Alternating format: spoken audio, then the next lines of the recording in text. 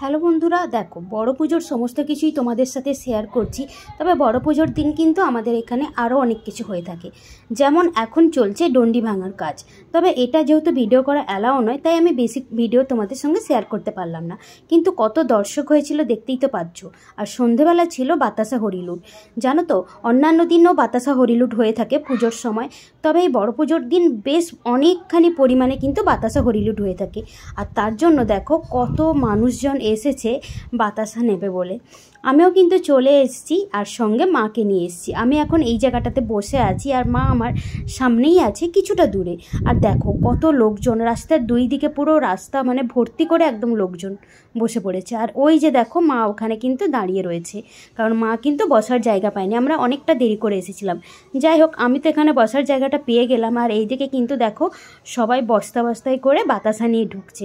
বেশ অনেকটা পরিমাণেই কিন্তু বাতাসা হরিলুট হয়ে থাকে। সত্যি বলতে এই যে বাতাসা হরিলুট হওয়ার সময় বাতাসা কোড়ানোর যে মজাটাই আলাদা। আর এইদিকে দেখো বাতাসা কিন্তু এখনও ঢুকছে, আর এদিকে কিন্তু হরিলুট অলরেডি শুরুও হয়ে গেছিলো। তারপরেই কিন্তু বাতাসা গড়িয়ে নেওয়ার পর কিন্তু বাড়ি ফেরার পালা। আর দেখো এখন সবাই বাড়ির দিকে রওনা দিয়েছে। আমি আর মাও কিন্তু চলে এসেছি বাড়িতে। এই যে দেখো এইটুকু কিন্তু আমি পেয়েছি, আর মা কিন্তু আমার থেকে বেশি পরিমাণ পেয়েছে। যাই হোক, আজকের ভিডিওটা ভালো লাগলে ভিডিওটা লাইক করো, সাবস্ক্রাইব করো আমার ইউটিউব থেকে দেখে থাকলে, আর ফেসবুক থেকে দেখে থাকলে আমাকে ফলো করো। চলো বাই, দেখা হবে আরও একটি ভিডিওতে।